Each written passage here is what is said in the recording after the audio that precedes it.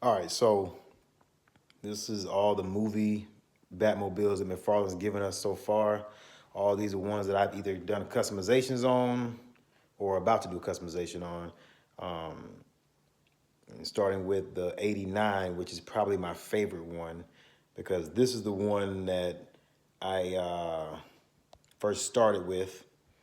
It's probably the easiest one I say. But at the time it wasn't because I didn't know that much about customizing. But shout out to Ramen Toys for giving us the CAG set because that really came in clutch, especially since I at the time watching Ibrahim's video, I did not. I wanted to do the canopy customization, but you know at that point you're afraid to cut into, especially this vehicle because if you mess up on it, at the time you didn't know if you'd be able to get another one because these things, the frenzy that this caused when it first came out was insane. But it's still my favorite one because uh, just for the movie itself, Keaton's my favorite Batman. Christian Bale's my second favorite because to me, uh, Michael Keaton is like Michael Jordan, and Christian Bale is like Kobe to me, and then Ben Affleck would be like LeBron, and then I'd say Val Kilmer is kind of like Clyde Drexler because he was like compared to Jordan, but he was like, but Jordan was like a cut above, and that's how kind of how we view Val Kilmer's Batman. He did a good job, but he still wasn't Keaton, so people were kind of iffy about it. But yeah, this is my 89 is my favorite Batmobile. Will always probably be my favorite Batmobile because it's the first time I saw Batman. I remember seeing Batman. So that's why I guess the love it gets.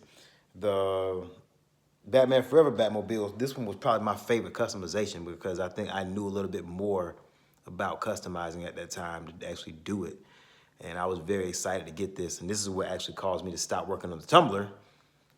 And I jumped on this one as soon as it came in so I could do the customization on it.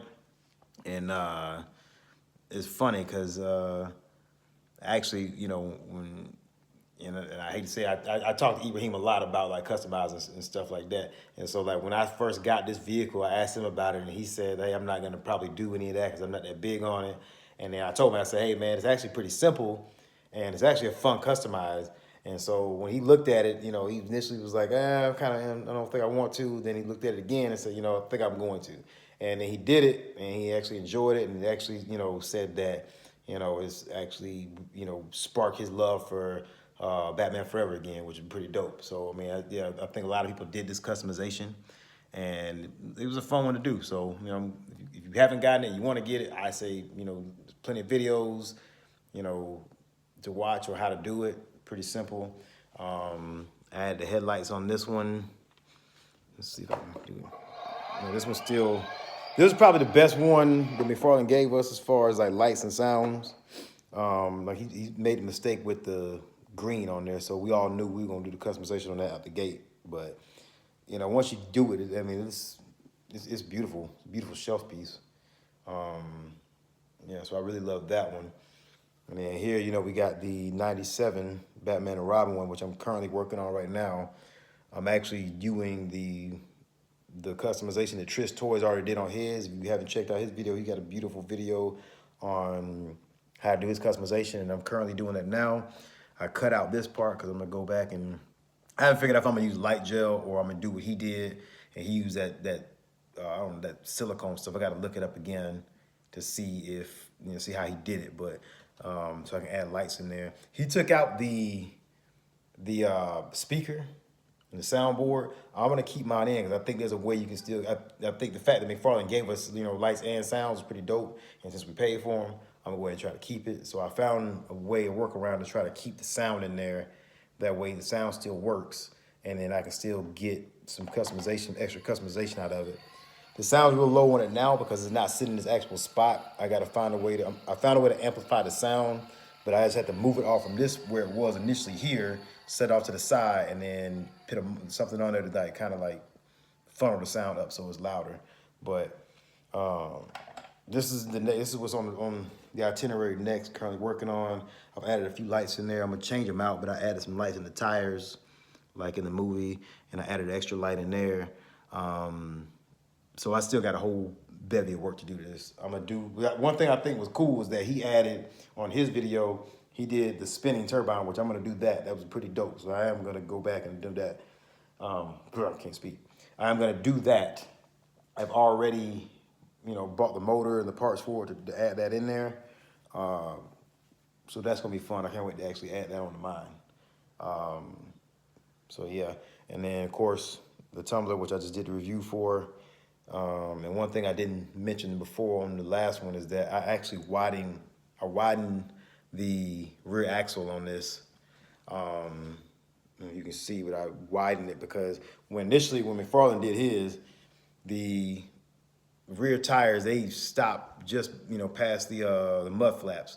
They were closer in, and it didn't do anything for the profile of the Tumbler like it's supposed to, because it's supposed to come at an angle where it like tapers in, and it didn't do that. So on mine, what I did was I cut the rear.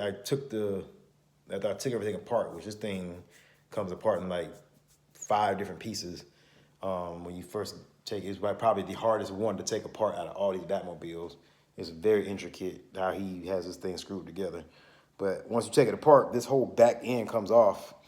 And what I did was I cut the little axle bar in the back, and then I took a metal tube, and then I glued the 2 ends pieces on there for each tire to give it more length and widen that rear axle. So that actually helped out a lot when you look at it. And help give it a little bit more realization on there. But yeah, this is all the movie Batmobile so far, and I'm hoping, like I said, that before he gives up the license, I hope that we get the 66, the Batman vs Superman, which I know we're probably gonna get because the leak for Amazon already gave it away.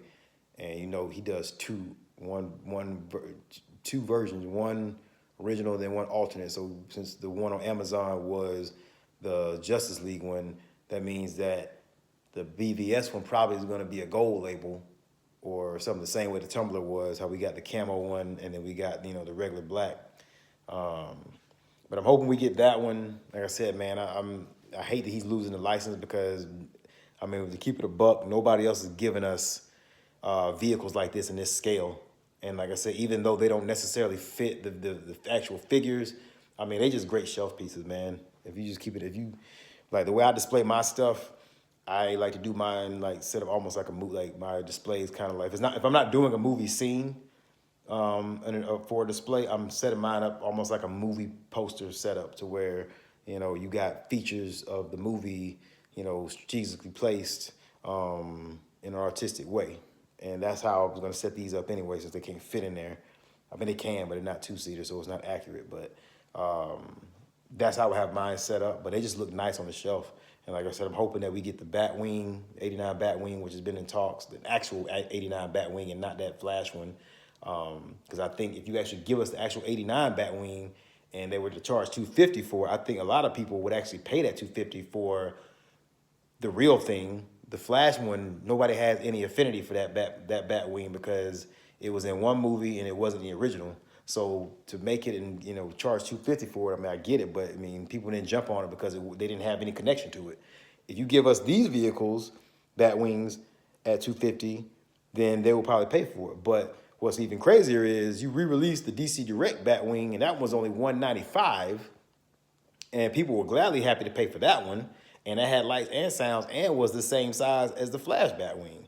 So if you're going to give us these movie Batwings, which I hope you hurry up and do it before it's too late, that'd be a quick cash grab. I think, like I said, I would personally be happy to pay $250 for a Batwing that has lights and sounds and is accurate representation and can fit a Mcfarlane figure in there. I would gladly pay for it all day.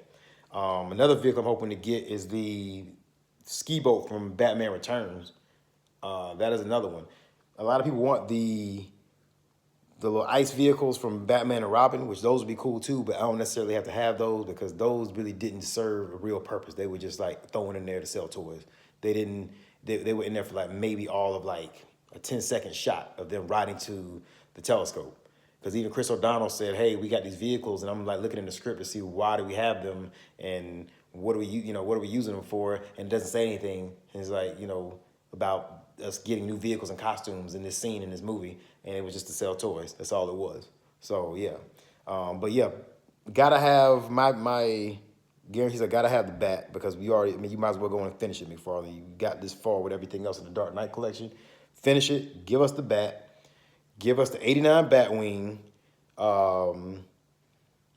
And I know you'll probably give us, because this has been your cash cow for the movie figures. I know you'll probably end up giving us maybe possibly a Bat Armory, which I would love for us to get a Bat Armory with Alfred, an Alfred figure, because we still need Jim Gordon, Alfred, Ra's al Ghul, Talia al Ghul, and a John Blake to finish out the Dark Knight trilogy, which I think he probably will finish out that trilogy because that's been, like I said, the Dark Knight trilogy figures have been the cash cow for him. I would like to get the alternate suits for Batman and Robin if we don't get them, whatever. But gotta have a Batwing and gotta have a 66 in 7-inch scale. That is a guarantee because that's a classic. If we don't make it to the Matt Reeves version, first of all, that movie, if that movie ever even, the second one even ever comes out, which I don't think that's definitely not gonna be out before McFarlane loses the license or before Mattel takes over, whatever's going on with that. That little RC car that everybody got on, that one, that's a pretty dope scale vehicle, and it scales well. I've seen a lot of y'all already have it, and it scales well with the other ones. So I mean, if worst case scenario, we can hunt those down, eBay, Amazon, whatever, to add to the collection with this if we don't get it from McFarlane. But gotta have that 66, and I gotta have. I want that BVS Batmobile, so I know we already getting it. I'm gonna go ahead and cop that one. The Jazz Inc. 1/10, 1/12 scale, whatever, looks dope. A little too expensive for me and for what I want to do because I enjoy the customization process. But to have the BVS one, I think look cool in the collection. Even though I wasn't that big on, the Snyderverse like that, I still ended up buying the Snyderverse figures. And like I said, I respect the game, for when it comes to Batman and everything. So I'm gonna add that one to the collection if we get it. But yeah, these are. I hate he's losing the license, man, because like I said, he gave us some good stuff. Despite the he had some hiccups here and there, but like I said, man, you look at the progression, from no lights and sound to lights and sound to 2-seater cockpit.